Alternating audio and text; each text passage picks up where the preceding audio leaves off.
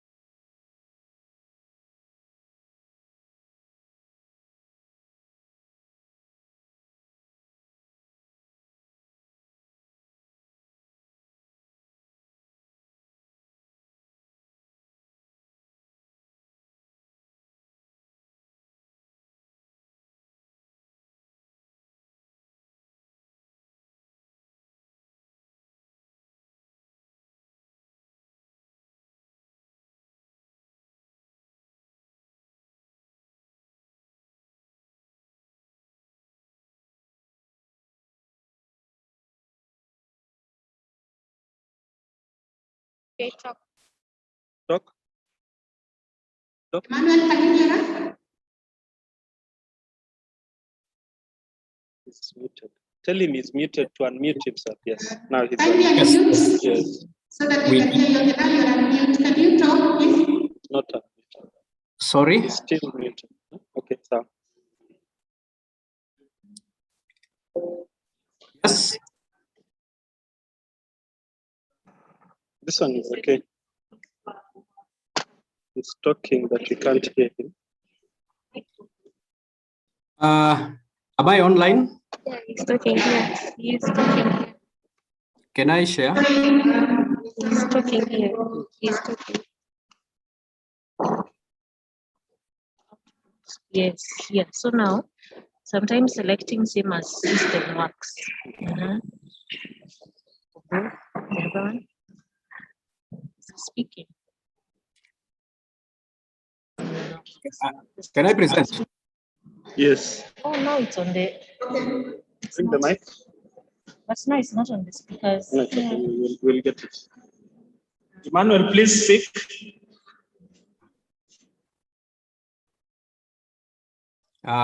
Emmanuel, Yes.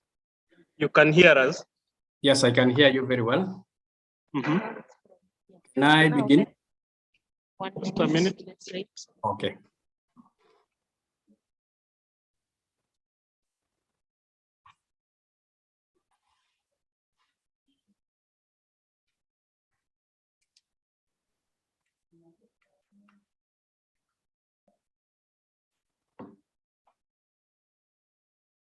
Just try. We are testing the mic.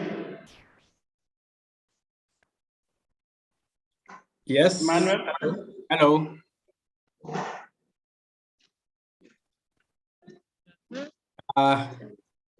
We good to go? No, if you do, just click on this, select a sticker. That, no, that's done all that. That's it. So there's a project. Emmanuel, hold on. Just hold on a little bit. Okay.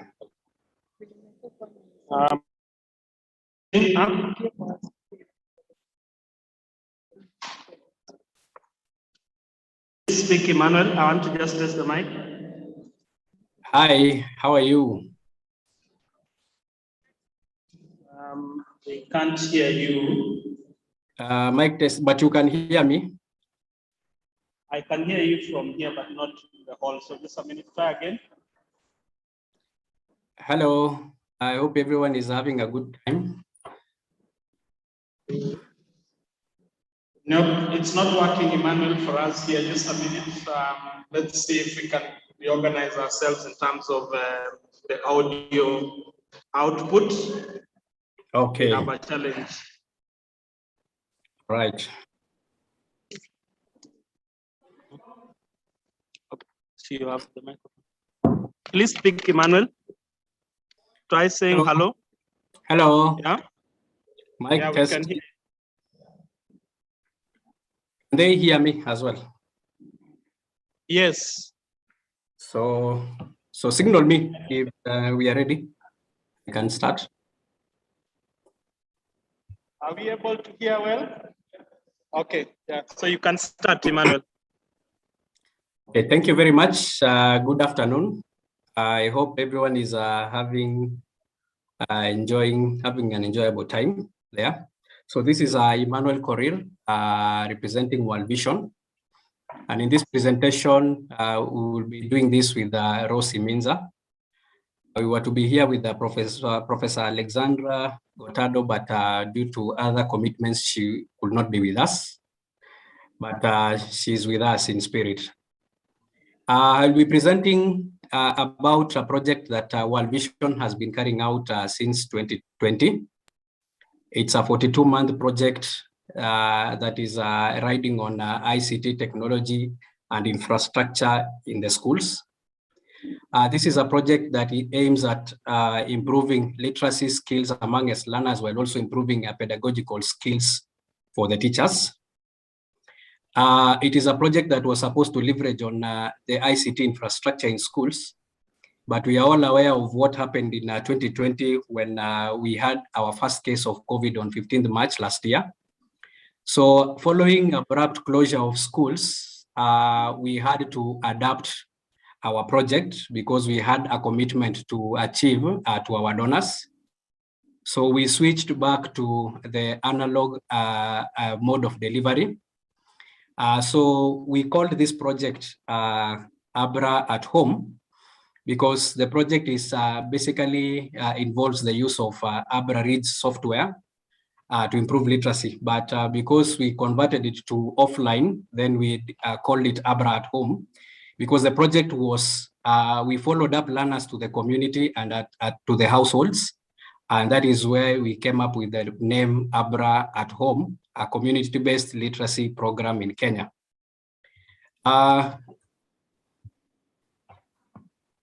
So the project overview, is improving improving children's literacy in a home-based setup in Transmara and Matete sub-county. Abra at Home aimed at improving literacy skills among its learners. Specifically, we were targeting improvement of literacy in form of alphabetics, fluency, comprehension, and writing skills. So this, like I mentioned earlier, was we were using resources that were adapted from the online software called Abra Reads. The methodology that we used in this project, we were targeting grade 1 to 3 learners. And in this project, we were working with 350 learners from the different contexts, Transmara and Matete sub-county. We also engaged 50 early grade teachers, whom we tasked with the responsibility of gathering learners in community-based centers in the community. We also worked with 150 households, because this being an integrated program that is aimed at involving different stakeholders in education, we were working with the teachers as well as parents and older siblings. The program was scheduled to take 20 weeks. Before the onset of the project, we did a pre-test. And in that pre-test, we adapted DBELs, which are literacy tools, which we adapted so that we could get all the indicators that we were tracking. We also, while collecting data, we had the written as well as audio recording, just to measure, to have a baseline of where our learners were before we could begin implementing the project. We also measured indicators from focusing on a letter, sound, word, and passage reading. We also had a homework by child-guided guardians and siblings.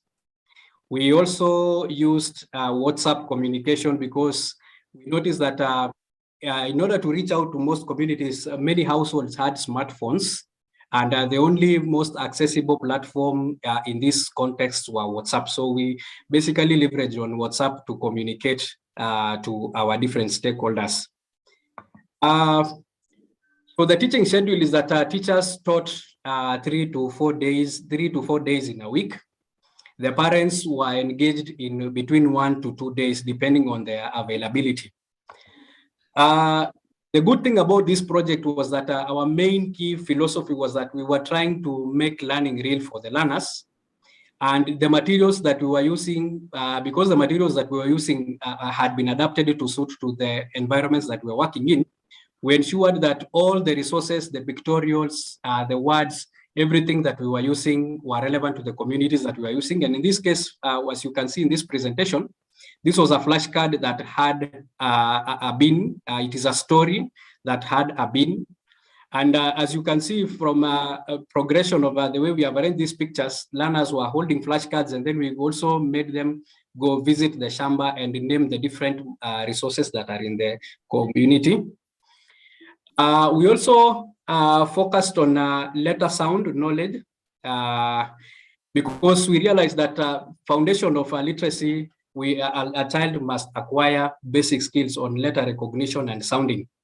Even though we recognize that letter sound and recognition is very, very important in learning, we also notice that there is a lot of emphasis on this concept, and then the other important concepts are also blacked out. So in this project, we went ahead, because we were using differential learning and because learners were at home, we realized that we were working with learners who are of different ages. So therefore, we had to design activities that were relevant and were responding to the different age groups. So in this case, we brought in other aspects of language, which we also feel are very important, and those that our teachers have highly neglected in our classrooms. So one of the key concepts also in literacy and in reading is phonological awareness, which we were also doing in our small project. And so basically what phonological awareness means, breaking words into smaller parts. So we were also helping learners to be able to, when they look at a sentence, they need to understand what are some of the characteristics that are in a sentence and also in paragraphs. And we were making them to identify and sound out or mention the syllables and the rhymes and also the sounds and phonemes. The good thing about what we are doing is that all our activities and all our activities are accompanied just. I don't know. Seems there is an echo.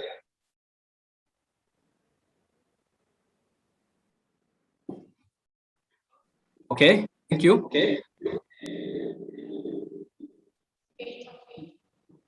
It's okay. There's an yeah, there's an echo.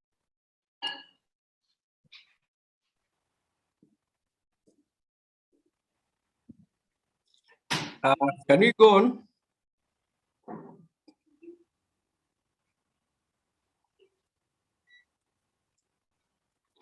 We also engaged learners on rhyming activities, rhyme matching activities. I remember I said that all the materials that we were using here were just offline versions of the resources that are contained in our Abra Reads software. So because of the unavailability of the ICT resources, then we printed materials and then engaged learners in these activities. So what you are seeing here is an example of an online and an offline version of the rhyme and matching activities that we were doing in our project.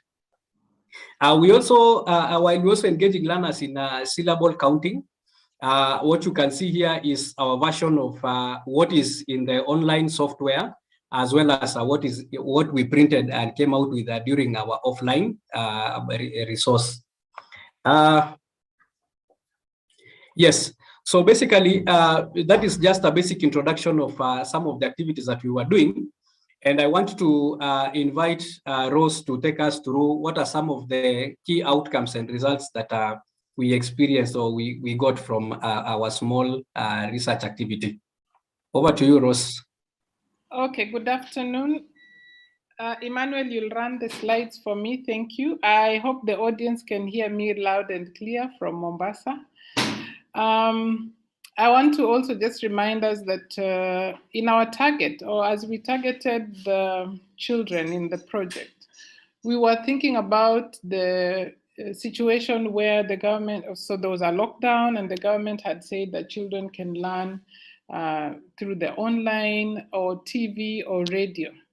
So then we sat back and wondered, so how about the marginalized children who are not able to access TV nor access radio?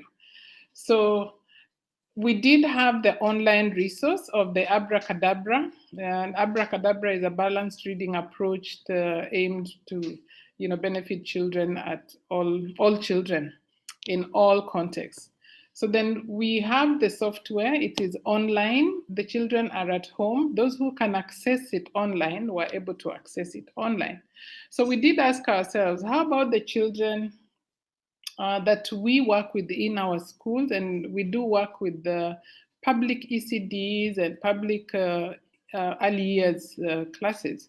So what is going to happen to these children? And so that is how we mooted the Abra at home, so that we did the print-based resources that my colleague has just taken us through.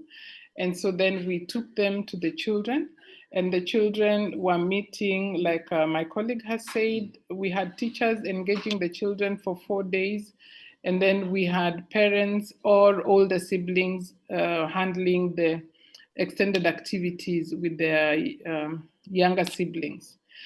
The reason why we had to begin from sound, letters, and words, for instance, was we at the beginning, when we did the pilot, we realized that children had actually forgotten what they had learned in PP1 and PP2.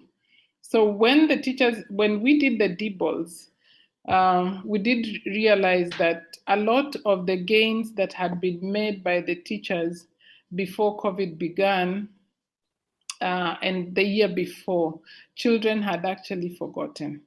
And so this was an opportunity for us to see how we can engage these children from marginalized communities, both in town and in the rural areas.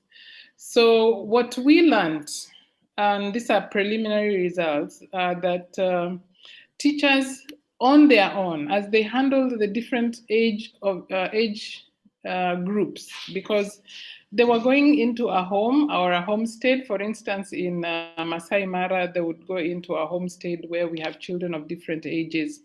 And so they would have to make sure that these children are able to all learn. The PP1, PP2 child, the grade 1 is able to learn and go home, complete the day having learned something. So for them, it was a learning process, because then they were able to understand how to do experiential learning, but engaging children of different levels and different abilities, the gifted, talented, those that are time takers and all. And so the activities we gave, as Emmanuel has shown, were very learner-centered and were chosen in a way that could engage differentiation in line with the CBC. Children were happy to spend time with the teachers. Now that schools were closed, they had a schedule. They had a schedule to meet the teachers for 4 days during the morning, and then could play in the afternoon. Some of them formed groups, play groups, as they completed their work or as they completed their day. So there was quite some crossover, learning, children learning from each other from different schools, different backgrounds, and so on. Of course, that helped us recover loss of learning. Children, we will see shortly, that were able to recover what they had learned previously. What we also did is the print-based resource that we had or we were using, we realized we can actually extend it forwards. So when schools opened, we have begun an ABRA offline resource, which was a learning for us as World Vision and the Concordia team or the LTK partners. And so we've printed that. We have it online, and teachers can print that out and use the same resource in class. We've developed a teacher's guide for that. We have stories, short stories, and all the stories are from us, from Kenyan authors or African online users. All right, so what again we can say, as far as the teachers were concerned, there was a lot of collaboration in terms of supporting each other. Teachers in early years and ECDs, and all of you will agree that if I'm a PP1 teacher, I only have my PP1 class. But here is a scenario where the PP1 teacher is engaging the grade 1 teacher and understanding better ways of delivery. So then we also had the literacy experts that helped us develop the program. Professor Alexandra Gotodo being one of them, who were on the WhatsApp group to support teachers. For instance, we realized that simple concepts such as syllable counting, and if I could ask the audience right now to count the syllables in this first word that we have here, learning, how many syllables will that are those? You will discover that we all have different perspectives of how many syllables are in a word. And so from the literacy experts, we were able to actually break down the words into syllables, and the teachers were able to understand and therefore pass on the same skills to the children. And then, of course, the teachers graduated at the end of it. At the end of the 20 weeks, they got a certificate which they can show for their growth as teachers. In as far as the children were concerned, of course, as you can see in the image, there was a lot of reading together. So children read together. They supported each other in reading. We had, in some cases in Western Kenya, where we had reading clubs grow, and they really grew because now the teachers felt the children had resources to read. The stories we had given or printed, they would sit under trees, as you can see, and read to each other and take turns and share the books or exchange the books. Of course, then that enhanced their libraries at home, and the same material or reading resources have also been used now to enhance the school libraries in the communities that we worked with.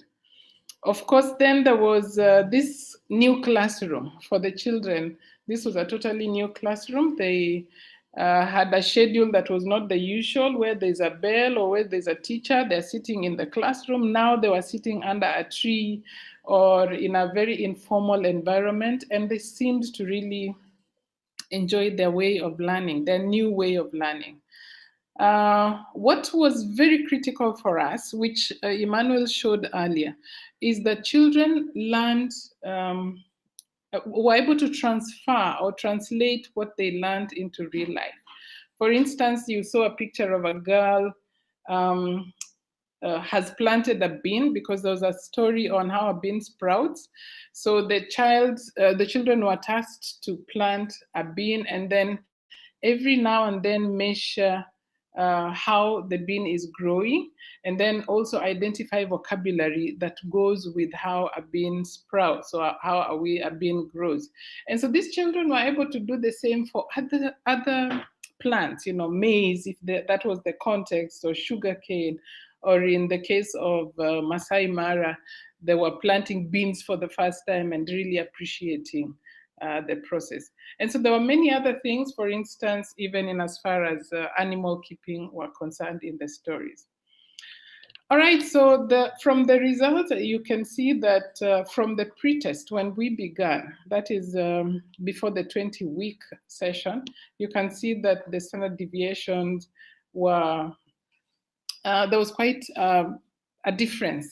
There was an increment or an improvement in as far as the reading and identifying letter sounds and being able to read either short sentences or small paragraphs by the children was concerned. So this again, we worked with lower primary, grade 1, and of course PP1 and PP2 children. Next, Emmanuel. So this is basically a pictorial story of what happened or what transpired. You can see we had different classrooms. The one on my top right, I'm left-handed, I think I'm saying the correct thing. Top right, you can see children writing on the floor. So this is a scenario in Kwale where the children were meeting in a community center. And so the teacher would come by and then form this classroom within the community center. You can see the same on the bottom left. But in other cases, like in Masai Mara, we had children just sitting outside on the grass and writing from the lap. Or in Western Kenya, where the parents were very happy to convert their sitting rooms into classrooms.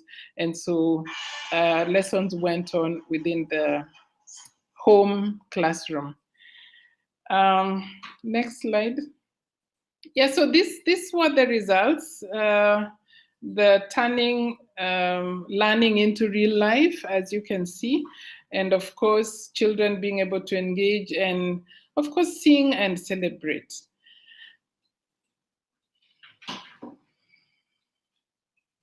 So again, we talked to parents. We had interviews at the end, and we interviewed parents who were involved in the program, whose children were involved in the program. And they were happy to have their children do something during the closure, during the school closure, seeing that there was nothing else they could have done with the absence of modern technology and media. as you can see, in most cases, we did work with parents who were not quite able to read, but the teachers would encourage the parents to just sit there with the child and just make sure that the child is able to go through their extended activity or do the homework as required. So this built a lot of collaborations between the teachers and the parents, and this has continued even after it's continued even after schools opened. There is quite some improvement in as far as we parents and the teachers are concerned. Of course, we had a small resource and we could not involve all the parents or all the children. And I know in Masai Mara, for instance, the teachers would go in and they are targeting 15 children in a homestead. And so when they put together the 15 children, actually 5 children in a homestead, when they would put together the 5 children and knowing the geography or the scenario in Masai Mara where we have families in one boma, the other parents would bring the children, especially the mothers. So the mothers would just carry their children and bring them to the boma where this was taking place. And so it became very hard for the teachers to send away the children. We were happy to have the teachers have the resources shared per home or per house so that the cousins and the, aunties and uncles are also partaking. So yes, this is what we did. We did have challenges, and one of them, like I have said, we had difficulty in controlling the number of parents or families that would join. That meant increasing the printouts or having more printed resources, again, increasing our costs. Then we did have an option of expanding, and in some regions, like in Western Kenya. Rosalie, you can hear us. Kindly, I give you 1 minute to summarize. 1 minute, please. Okay, all right. Okay, all right. So yeah, we expanded the project, and the Ministry of Education was happy to work with us. So thank you very much. That's our story. Engaging learners during the COVID-19 pandemic, and we are hoping to continue with it. As you can see, we have the resources now in schools, and children can use them in school. Thank you very much. Thank you, Ross. Okay. Yes, so just to summarize also is that now that schools are back, we are back to our virtual platform. Emmanuel? Software. Yes. Emmanuel, can you hear me? Our time Yes, is... I can hear you.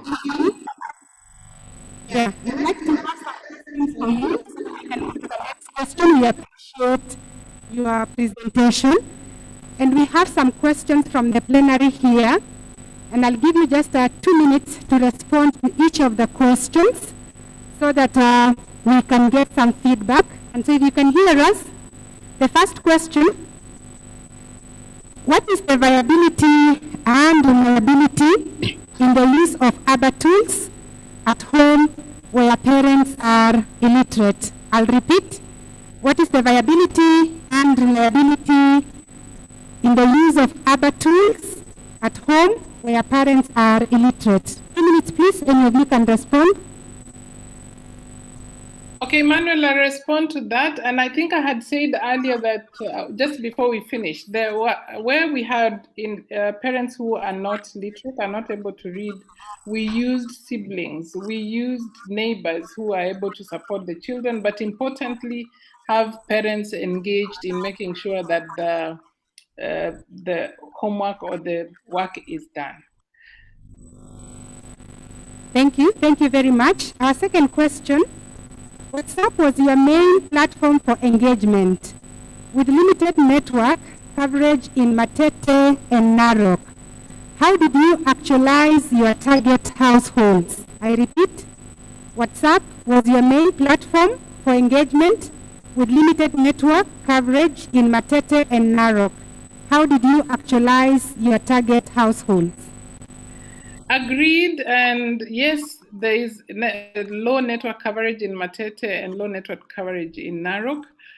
We did use WhatsApp But the teachers are the ones who used WhatsApp to share the feedback on a day-to-day basis. So teachers would collect the data from the homes as they completed the session for the day, and then they would share to us. So teachers definitely had to go to the AP camp where there was Wi-Fi, and then were able to communicate to us who are not there.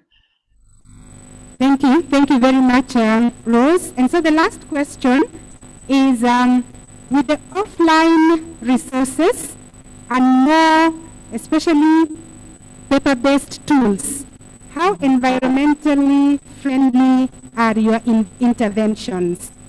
Again, with the offline resources and more especially paper-based tools, how environmentally friendly are your interventions? Okay, Emmanuel, would you like to go? But this is what I can say. For the, we have worksheets. So what we are doing for the worksheets is we have laminated the worksheets. If laminated, it means the teacher can use that worksheet for a longer period of time and therefore may not be dangerous to the environment as much. For the storybooks, again, we have tried to use low-cost paper, which is very environmentally degradable, and so the same, just like most of the textbooks that we use, we've actually gone to a lower, an easy to break down piece of paper. Thank you. And also to add to what Ross has mentioned is that as a project, we ensured that while we were sourcing for resources, we looked for real life situation and also real life resources, so that we only printed materials that only be presented to learners in print. Otherwise, the others were collected from the local environment. Thank you. Thank you very much, Emmanuel and Ross. And so from us, we appreciate you for the presentation. Thank you very much. I invite Oscar to give us the announcements as we move to the breakaway rooms. Thank you very much. Enjoy your afternoon.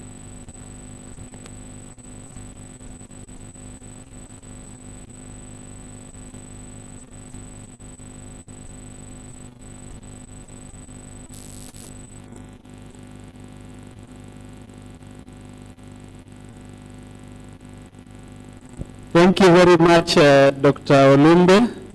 You had your questions well set out, and we appreciate that. At this moment in time, I wonder whether we are energized enough to stand and then begin walking, because it's an ECD conference. The afternoon is always a good time for us to have our lessons and everything while standing. And the looks on your faces. Anyway, that was a joke. So now we want to go into our breakout rooms, the last session for the day. We carried over some work from yesterday. And I just want to go through this so that we are clear as to where we will be going. So we have 3 breakout sessions that are going to happen, and we intend that the 3 sessions happen between now and 3:45 maximum. 4 o'clock we should be having our tea, and then people are free to leave and engage in the normal chores for the day. If you have assignments that you need to do, you will be allowed to do so. So we are looking at starting off from where we left out yesterday. Could I just request us to go to program and look at the session that was carried on or carried over from yesterday. We have 3 sessions that we said we were going to carry over, na najua wote tunaona on page 14 and page 15. If you have your program with you, on page 14, the first breakout session is on policies guidelines, regulations, and financing in childcare settings. The chair of that particular group will be Leonard Chumo. And Leonard, please stand so that we can see you. Leonard is here. He is going to be the one leading that. The rapporteur is Sally Mora, and I think I can see her at the back. So we are going to have the following conversations in that room. There are abstracts that were presented and which are going to be delivered today. System strengthening approach to scaling up nurturing care for early childhood development, Smart Start Siaya. This will be presented by Ken Orwenjo. Dr. Elizabeth requested to be excused because she has another meeting. And so Ken Orwenjo, the Director Municipal Health in Siaya, will do that. Then we have priority setting for early childhood initiatives, analysis of policies, guidelines, and financing across Lake Region Economic Bloc counties. Ken, who is presenting it? You will also present that. Thank you. And then we have number 3, collaborative action to invigorate steady policy and regulatory framework for childcare in Kenya. And here, this is the Uthabiti team that will be presenting, led by Leonard, and there's Asaya, Joyce Wesonga, and Gladys Mudara. So this will be happening after. And then we have the next presentation being the state of the early childhood care workforce in Kenya, preliminary findings and insights of a study. Again, this will be presented by the Uthabiti team that I had mentioned earlier. And then we have strengthening early childhood care and education in urban settings, reflections on policy and practice. And we have Asaya, Joyce, Leonard, and Gladys. And then finally, we have strengthening early childhood development delivery in Kenyan counties. And this is by Eva Masinde, the program manager at and Wadzi Katsizira, the lead there. So that's going to happen in this room. Are we clear? That's breakout room number 1 here. And then we have the second group that will be going to the breakout rooms that we had earlier in the morning. Childcare and women economic empowerment and male involvement in childcare work. This will be chaired by Carolinda Awor, and Carol is at the back there. Carol, if you can share your hand with us. And then the rapporteur will be Rachel. Rachel, I can see standing at the back there. The presentations are improving breastfeeding and nurturing care practices among working mothers in a Kenyan tea estate, the role of C4D, that's communication for development. This is by the UNICEF team. And I assume that that presentation is going to be done by the team, either online or they will do it jointly, physically. And then we have the second one, provision of childcare services in rural and remote tertiary institutions to grant vulnerable young mothers an opportunity for economic empowerment. Emmanuel Ogwell. Is Emmanuel Ogwell? Or he'll present virtually. All right. Thank you. And then we have the third one, which is childcare and women in the agricultural labor of Kirinyaga County by Dr. Ruth Walioli.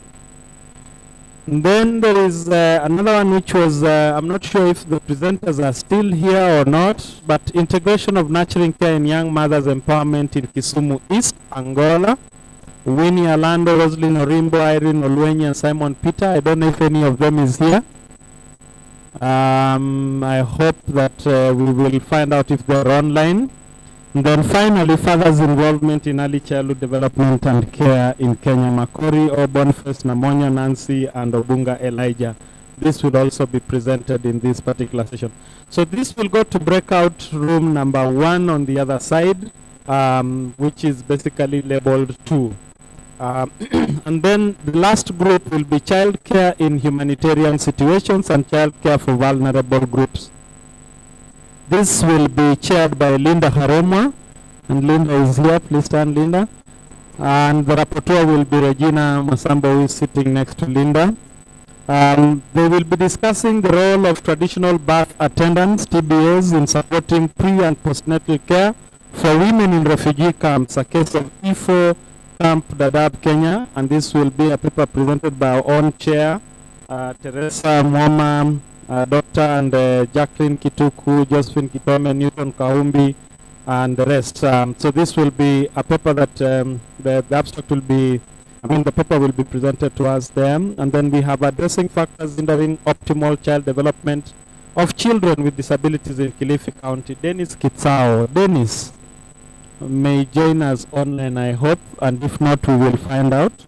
And then mainstreaming appropriate quality disability intervention mechanisms into the care for child development concept, Raphael Owako. I have not seen Raphael, but I hope he will be able to make the presentation online. So that is what is going to happen. We will go to the next room, that is breakout room number 3, which is on the other side. So our time starts now. We will run until 4 o'clock. Like I said, after that we will have tea and you are free to leave at your leisure. We will not congregate. But remember, tomorrow morning we start at 8:30 and we want to run the day and end it in good time for you to go and visit the areas the Deputy Governor said you can go and visit. So we would like to end tomorrow early, and we are requesting for your indulgence in making sure we complete and then come in tomorrow early morning and start at that time. Concerns that we have in the room, anything that is not clear? Anything that is not clear? Madam Teresa, do we have any announcement that is pending? None. So I want to appreciate you all for making time to be here today. Let's now break out and go into those rooms and continue with our conversations. And have an enjoyable afternoon. Thank you.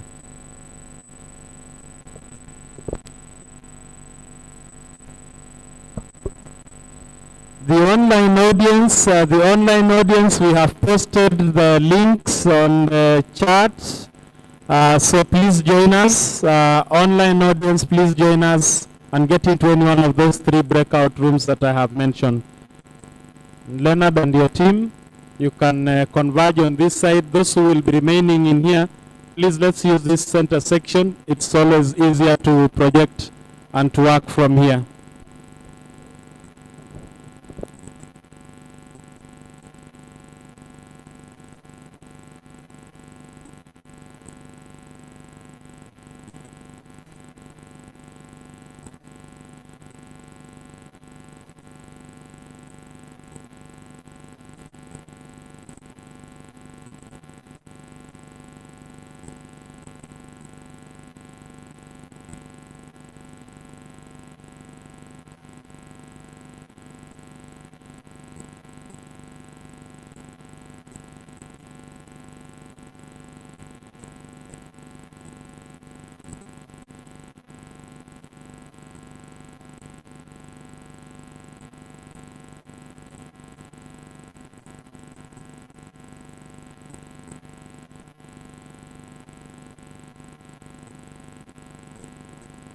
Okay, so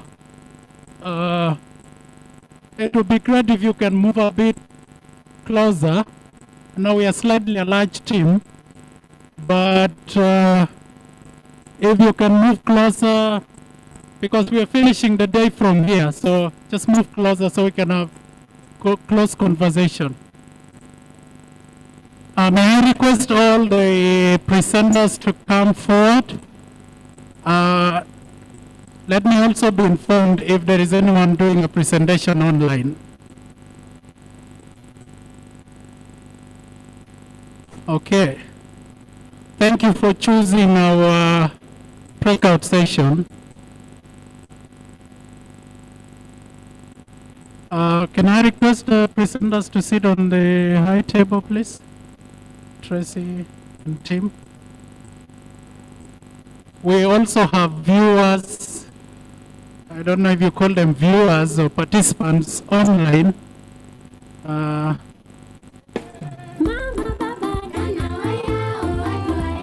It's okay, madam.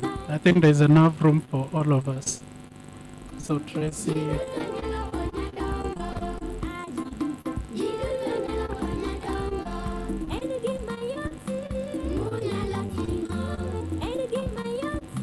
Again, if you can move closer, we will not need to shout for the whole room. We'll appreciate. We're not a very big team, so thank you. Okay, anyone to confirm if the online community is with us? Yeah, I think people don't like to sit in front, so